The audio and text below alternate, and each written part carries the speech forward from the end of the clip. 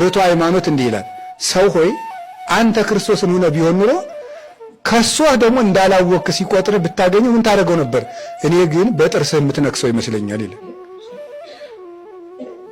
ክርስቶስ ያደረገው ትህትናው ይሄ ነው። ዝም ማለት አንድ ሰው እኮ ክፋት አድርጎ ደግሞ ክፋቱን አላወቁብኝም ማለት ነው የሚያበሽቀው። ደግሞ ይሁዳ ያደረገው ያንን ጌታ ይህን ሁሉ ቻለ።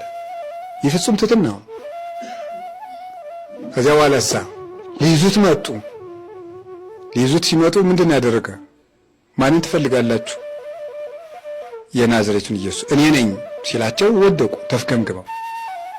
ሁለተኛ ማን ትፈልጋችሁ? እኔ ነኝ። በሁለተኛው ሲፈቅድላቸው ያዙት።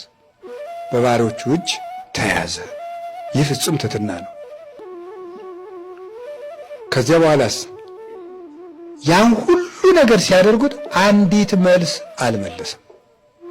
ያን ሁሉ ልብሱን ሸፍነው በጥፊ ሲመቱት ዝም፣ እርኩስ ምራቅ ሲተፉበት ዝም፣ ሰንበትን ሽረሃል ዝም፣ ቤተ መቅደሱን አፍርሼ እሰራለሁ በ3 ቀን ብለሃል ዝም። ለተከሰሰው ክስ ሁሉ አንድ መልስ አልሰጠም። ይህን ሁሉ ጌታ ያደረገልን የመለሰልን ይሄ ነው።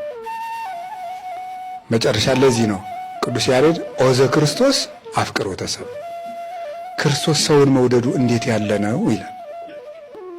ክርስቶስ ሰውን መውደዱ እንዴት ያለ ነው፣ እንደምን ያለ ድንቅ ነው ይላል። ዘመጠነዝ ይትቀበይ ልዩክት ዲበላኩዩ፣ ሸክላ በሸክላ ሰሪው ላይ ሲታበይ ታይቶ ያውቃል ይላል።